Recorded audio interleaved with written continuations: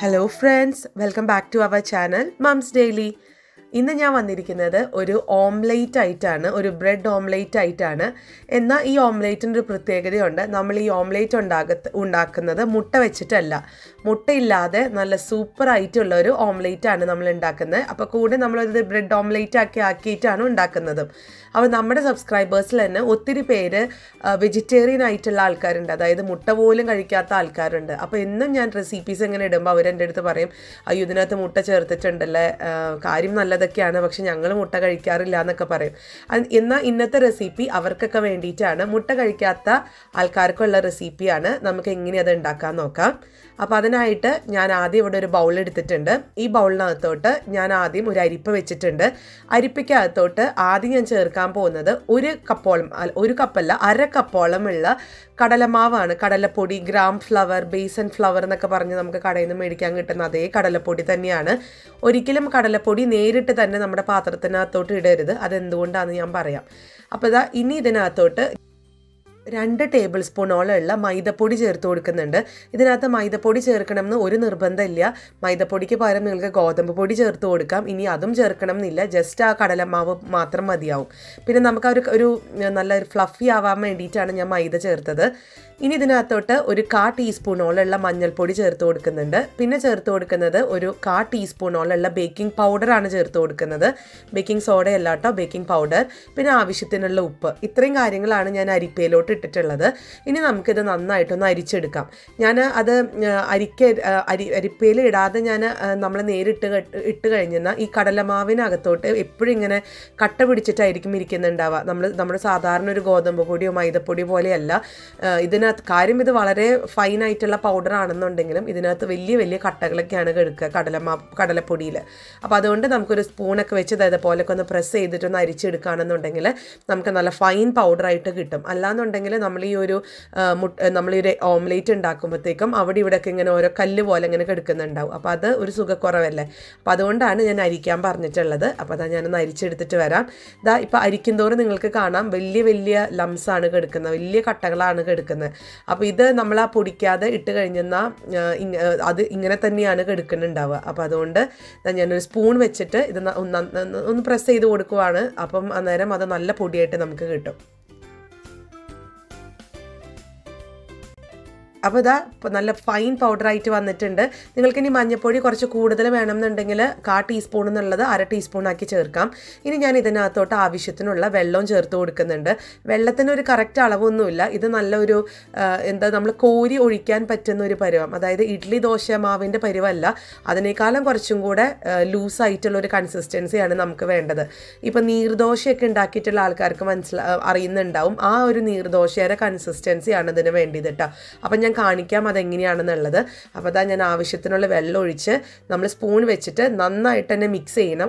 ഒരു കട്ട പോലും പിടിക്കാത്ത രീതിയിൽ നമുക്കൊന്ന് മിക്സ് ചെയ്തെടുത്ത് വരാം. ആവശ്യത്തിനുള്ള വെള്ളം ഒഴിക്കാം.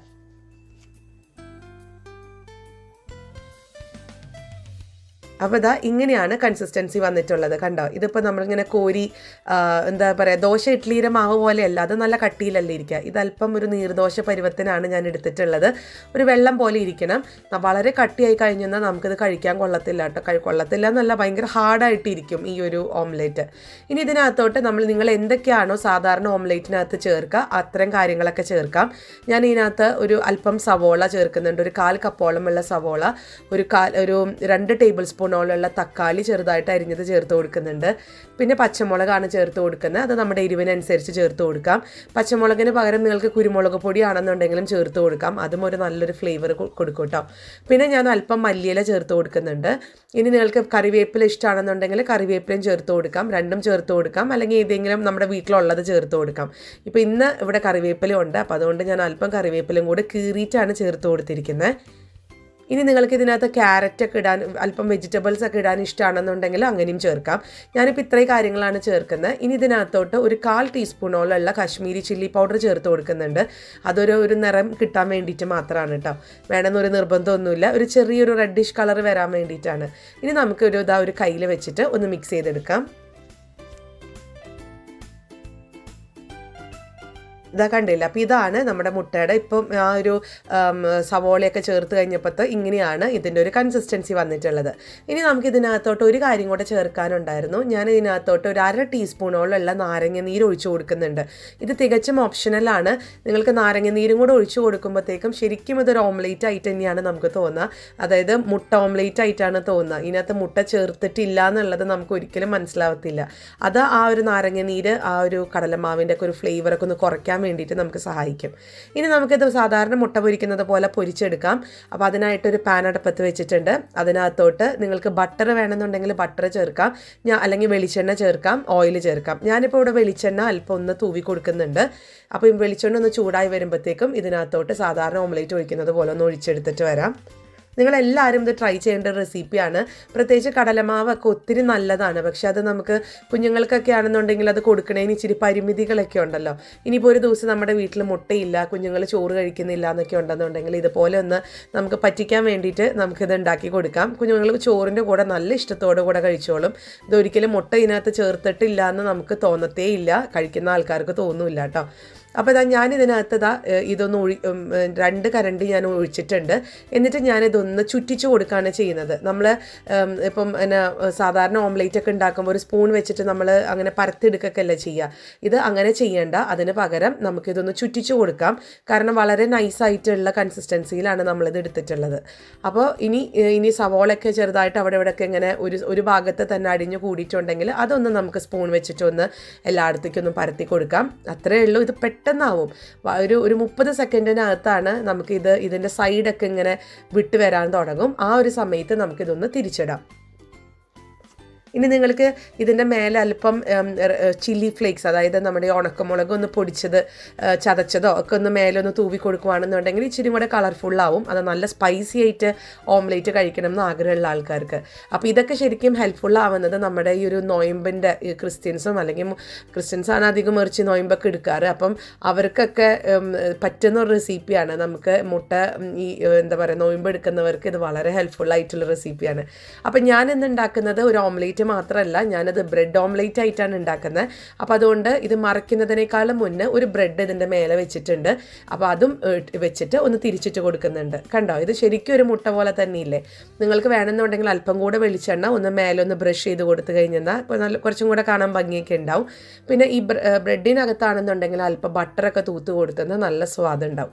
അപ്പോൾ ഞാൻ ഒന്ന് ആ സൈഡൊക്കെ ഒന്ന് നമ്മുടെ തവി വെച്ചിട്ടൊക്കെ ഒന്ന് മടക്കി ഉള്ളിലോട്ടൊക്കെ ബ്രെഡിൻ്റെ ആക്കി വെച്ചിട്ടുണ്ടായിരുന്നു. അതൊക്കെ നമ്മുടെ ഇഷ്ടത്തിനൊക്കെ ചെയ്യുക. അപ്പോൾ ഇതോടുകൂടെ നമ്മുടെ ബ്രെഡ് ഓംലേറ്റ്, മുട്ടയില്ലാത്ത ബ്രെഡ് ഓംലേറ്റ് ഇവിടെ റെഡിയാണ്. നല്ല സ്വാദിഷ്ടമായൊരു ബ്രേക്ക്ഫാസ്റ്റാണ്.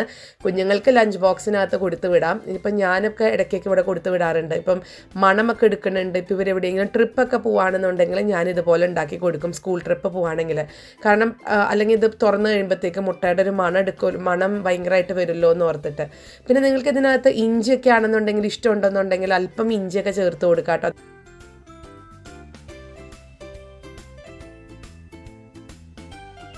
ഇനി അതുപോലെ തന്നെ നിങ്ങൾക്കൊക്കെ എന്തെങ്കിലും റെസിപ്പീസ് നിങ്ങൾക്ക് കാണണമെന്ന് ആഗ്രഹമുള്ള റെസിപ്പീസ് എൻ്റേതായ വേർഷനിൽ കാണണമെന്നുണ്ടെങ്കിൽ എനിക്കൊന്ന് മെസ്സേജ് അയയ്ക്കുക.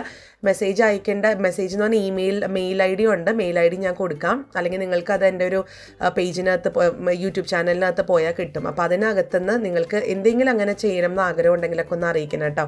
കാരണം എനിക്ക് 3-4 റിക്വസ്റ്റ് ഞാൻ വന്നിട്ടുണ്ടായിരുന്നു. അതിൽ 1-2 എണ്ണമൊക്കെ ഞാൻ ചെയ്തിട്ടുണ്ട്. അപ്പം അത് പറ്റുന്ന തരത്തിന് ഞാൻ നിങ്ങളുടെ അടുത്ത് അത് ഷെയർ ചെയ്യാൻ നോക്കുന്നുണ്ട്.